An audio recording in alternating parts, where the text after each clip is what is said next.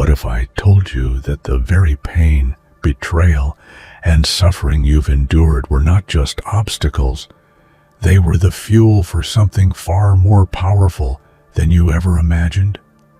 If you're here right now, it's no coincidence. You're on the brink of an unstoppable transformation, one that will turn your deepest scars into the most lethal weapons. You've spent so much time fighting, surviving, and questioning your strength. But the truth is, everything you've gone through has shaped you into a force that even the darkest corners of this world can't touch.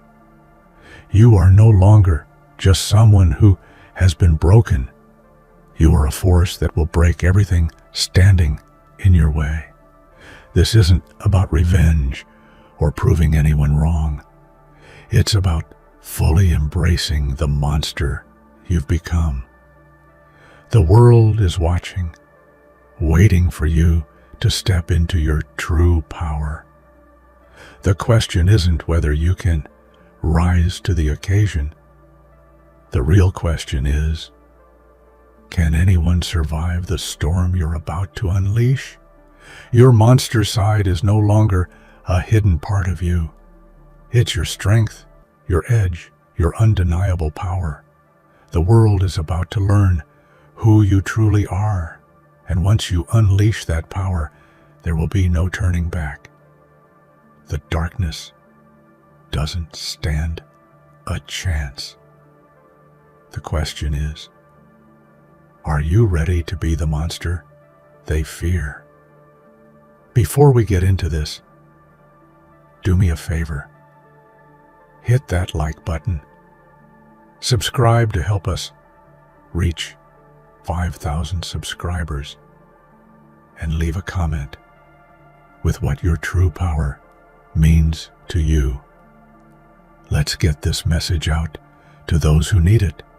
And let's make sure the world knows the monster within you is no longer hiding in the depths of darkness. When all seemed lost, there arose a force unlike anything the world had ever seen.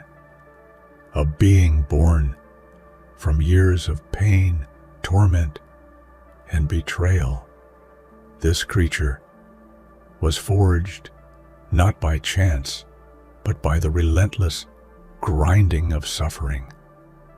It began with whispers of Imui, slowly transformed into a roar of fury. Every moment of vulnerability, every tear shed in silence became the stepping stone to this powerful emergence. What was once a fragile soul is now an unbreakable entity, a force unstoppable and undeniable. Like a storm that gathers in the heart of the ocean, this beast wasn't formed overnight. It was built layer by layer from every blow it had suffered. Its power wasn't just physical. It was emotional, psychological, and spiritual. Each time the world tried to break it, it only became stronger. The beast, once a victim, was now the embodiment of wrath, a nightmare that would haunt those who dared to cross its path. This isn't a fairy tale where the hero rises to slay the dragon. No, this is the story of someone who became the dragon. The beast is not just a manifestation of revenge, it's the culmination of everything, the pain, the rage, the broken promises that has ever been inflicted upon the speaker. This transformation is a force of nature, a reminder that even the most fragile can evolve into something far more terrifying. What does it take to shatter a human being? To break their spirit so completely that they can no longer recognize themselves. This journey begins in the darkness, in the quiet moments when no one is looking. It starts with a soul on the edge of collapse, a heart shattered by betrayal, by abandonment, by the weight of the world. But here's the truth that the world often forgets. From that brokenness, a nightmare can rise. It was never about surviving the pain. It was about transcending it. The more they broke, the stronger they became. With every fracture, a new, sharper version of themselves emerged. What was once vulnerability turned into a weapon, and what was once a broken heart became an impenetrable fortress of rage. The nightmares that were once fears to be avoided are now the very thing that commands respect. The transformation was not a fall into despair, but a rise into power. This is the truth. Brokenness is not the end. It is a beginning. The scars, the tears, and the countless sleepless nights are not markers of weakness. They are the hallmarks of someone who has endured, who has stood in the face of relentless adversity and refused to be defeated. From the ashes of this broken soul, a nightmare was born, a nightmare that would never again bow to anyone. Vengeance is not simply a thirst to be quenched. It is a fire that consumes and transforms. What began as a flicker of desire for justice became an all-consuming inferno, scorching everything in its path. This wasn't a person seeking revenge. No, what was born here was something far darker, a soul shaped and hardened by the molten fury of betrayal and loss. Each act of betrayal was a new forge, each wound a new hammer strike on the anvil of wrath. The world often speaks of vengeance as a weakness, a flaw in the human heart. But in this case, vengeance is the very thing that gave birth to the beast. What was once a soul crying out for understanding now roars for destruction. The soul that emerged was not just angry. It was pure fury incarnate. This fury was not reckless. It was calculated, honed by years of suffering, and now it would consume all in its path. Vengeance, once a fleeting thought, became a creed. It was no longer a mere response. It was the very purpose for which the soul existed. The very essence of who they were now resided in the pursuit of vengeance. Every broken promise, every whispered lie, every cruel word became a reason to rise, to fight, to tear the world asunder. And with each step forward, vengeance no longer seemed like a choice. It became an inevitability. There is a moment in every story when the lines between hero and villain blur. For the tormentors, it was when they pushed too far. They didn't realize it at first, but with every betrayal, every act of cruelty, they were sowing the seeds of their own undoing. They had no idea that the one they thought they had broken was quietly transforming into something far worse than they could imagine. A creature that would make them regret the day they ever crossed its path. It's easy to think of a monster as something born out of malice or darkness, but that's not always the case. Sometimes monsters are made. They are created by the hands of those who believe they can control the broken, the beaten, the vulnerable. But those who create monsters are never ready for what follows. The creature they fashioned doesn't simply seek revenge. It seeks to annihilate everything in its way, to rewrite the world in its image. The monster they thought they could control is now its own force, and it will not be stopped. The true horror is not in the monster itself, but in the realization that it was their actions, their cruelty, that gave birth to this nightmare. The tormentors now find themselves trapped in the very prison they built for the speaker. The monster is no longer something to fear in the shadows. It is the shadow, and it will consume everything they once believed was safe. Humanity has its limits: physical, mental, and emotional. But what happens when those limits are shattered? When the very essence of a being is pushed past all known boundaries? What happens when a human soul is turned into a force so monstrous that it no longer fits into the confines of what the world knows as human? The answer is simple. It becomes unstoppable.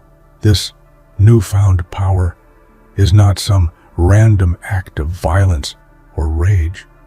It is the result of years of suffering, betrayal, and pain.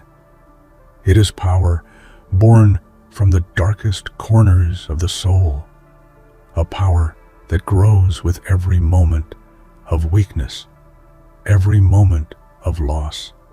And now, this power is no longer just a survival mechanism. It is a weapon, a tool of destruction that cannot be contained. It's as if the very essence of the speaker has merged with the primal forces of nature, becoming something beyond comprehension. The beast's power doesn't just exceed human limits, it redefines them. It is no longer bound by the rules of flesh and blood. This is something more ancient, more terrifying. It's the manifestation of every fear, every broken hope, and every shattered dream, twisted into a singular, terrifying force. The question now is not whether this creature can be stopped, but if anything can survive its wrath. The world will soon learn that some powers cannot be reasoned with, and they cannot be tamed. Pain is the crucible in which this beast was forged. Every ounce of suffering, every broken heart, and every tear shed became the catalyst for an explosion of rage. This is not the kind of anger that fades with time. No, this is a fury that grows stronger with every passing moment, a fire that burns hotter the more it is stoked. What was once pain now drives an unstoppable force, a being so filled with fury that nothing can stand in its way. What the world fails to realize is that pain is not a passive experience. It is a transformative one. Each moment of suffering leaves behind something stronger, something more dangerous. Pain doesn't always break people. Sometimes it builds them. It is the crucible that forges the weapons of tomorrow. And in this case, that weapon is a being capable of destroying everything that ever caused harm. This transformation doesn't happen overnight, and it doesn't happen in silence. The beast, born from pain, has now come into its own. It is no longer the helpless victim. It is a creature fueled by an insatiable fury, a fury that can't be tamed, a fury that will not be denied. The world will soon discover that when pain transforms into fury, nothing in its path will remain unscathed. The speaker once hid in the shadows, but no more. Now, the darkness quakes in fear as it realizes the truth. The very thing it tried to suppress has become its master. There is nowhere left to hide. Every corner, every whisper of darkness that once offered sanctuary now trembles at the sound of the speaker's footsteps. The speaker has become a force that not only defies the darkness, but dominates it. The very things that once sought to smother them have now become the hunting ground, and there is no refuge for those who dwell there. The darkness is no longer an ally. It is a foe that cannot escape its inevitable reckoning. Every betrayal left a scar, but it also added to the beast. In the beginning, it was difficult to comprehend how each wound could transform into something more powerful, more consuming. But as the years passed, the truth became clear. Each act of betrayal didn't just break a part of the speaker. It made them whole in ways no one could have imagined. Every lie told, every promise broken, every cruel word was a spark that fueled an insatiable fire within them. The beast inside was not a passive creature. It was a ravenous, growing force. The more the world sought to crush the speaker, the more the beast inside them grew. The pain of betrayal, once an unbearable weight, became a source of strength. It's ironic, really. Those who sought to weaken the speaker were actually the ones who made them unbreakable. With every new blow, the beast became more alive, more aware of its own power, until it was no longer a whisper, but a roar of hunger for revenge. What the tormentors never realized is that the more they betrayed, the more they fed the monster. The beast was not just an entity, it was a force shaped by their cruelty. Now, the tables have turned.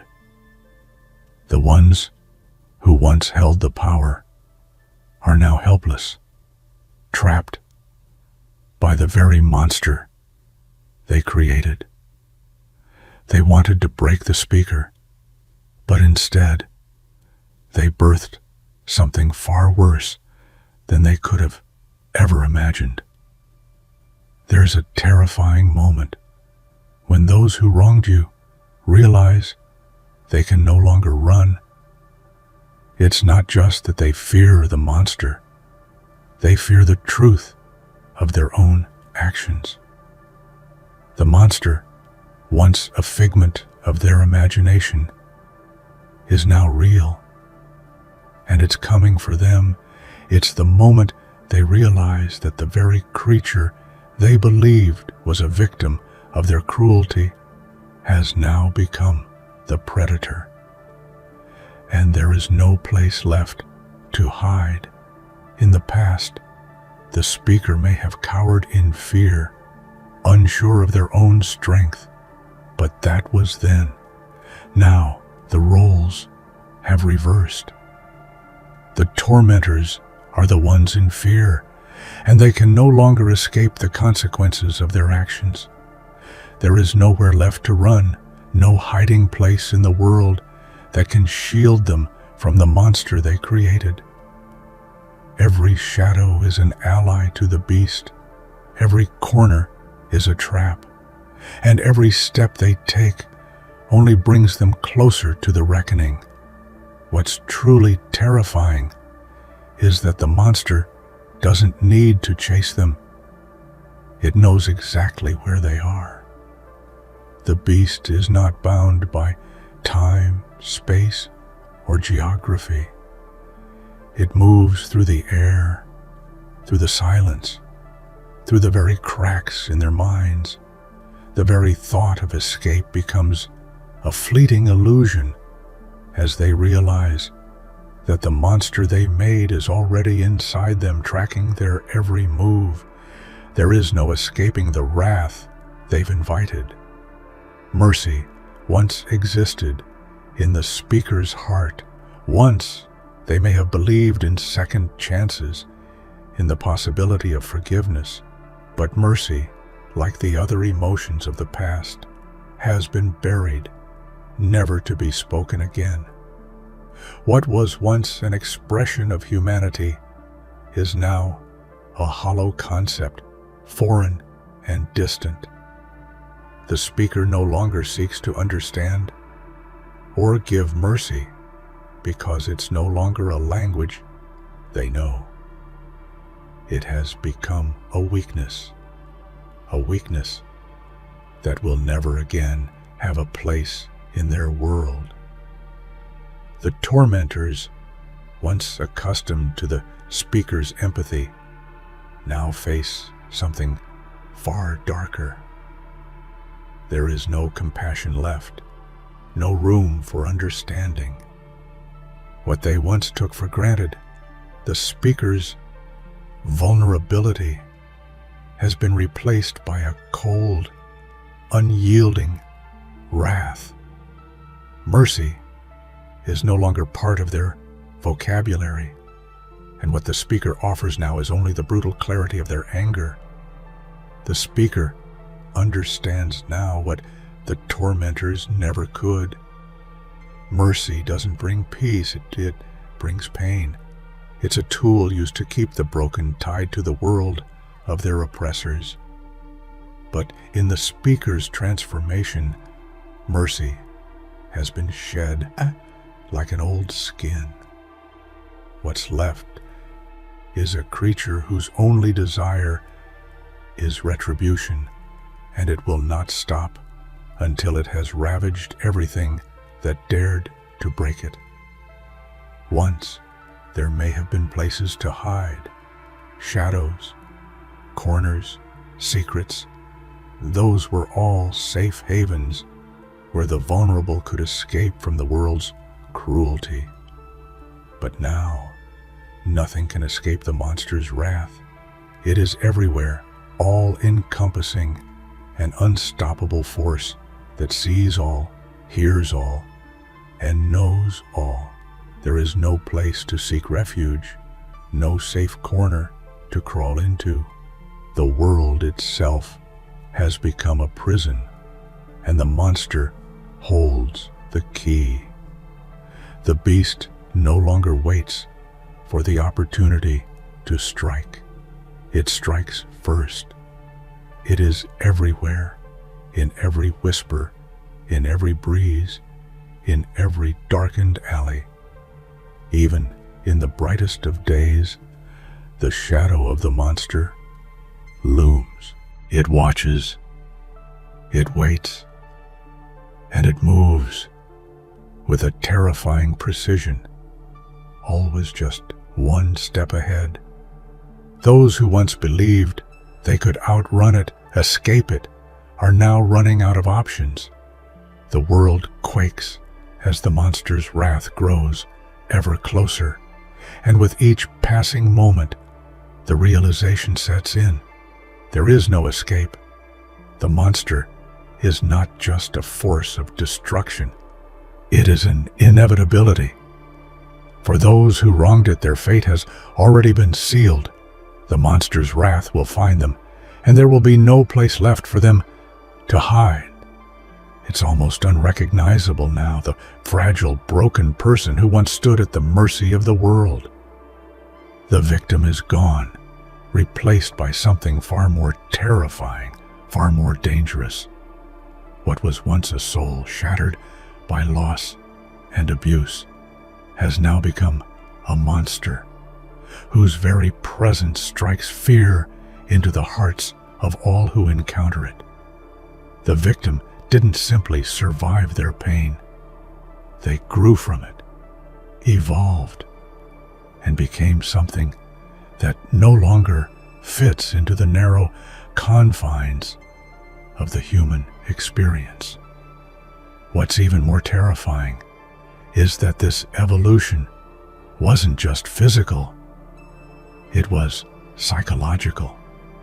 The mind that once sought to understand, to forgive, has now become a weapon of unimaginable destruction. This is the dark side of humanity, the side that the world does not want to acknowledge, the side that lies in wait, patiently enduring until it is pushed too far. The victim became the embodiment of everything that once broke them, and in this transformation, they gained a power that no one could have predicted. Those who once saw the speaker as weak, as someone to be preyed upon, are now beginning to understand the truth. They were wrong. The victim, once powerless, has risen, and in this rise, they have become the very thing that terrifies the world. The evolution is complete, and the monster is now free. There is a primal fear that exists when something slips beyond our control. The tormentors, once masters of their own world, are now powerless in the face of the monster they created. The fear they feel is not just the fear of death, it's the fear of the unknown, the fear of something that cannot be reasoned with, something that doesn't care about mercy or logic or reason. It is the fear of losing control, of knowing that the world they once shaped is no longer in their hands. What they never understood is that the monster is not driven by the same laws of nature that govern humans. It doesn't obey the same rules. It is a force of pure destruction, and it cannot be bargained with. The fear that once defined the tormentor's grip on power has now been replaced by the cold sweat of terror as they realize that the monster doesn't care about their pleas. It only cares about the reckoning that is coming. For the first time, they are powerless. They are not in control. And that fear, that realization that nothing can stop the inevitable, is what breaks them the most. They can no longer hide, no longer manipulate, no longer fight back. They are at the mercy of the monster they helped create. The time has come. The reckoning is here, and it is unstoppable. The beast has long been nurtured, fed by pain and suffering, and now it has come to collect what it is owed. It's not a question of whether the tormentors will face judgment.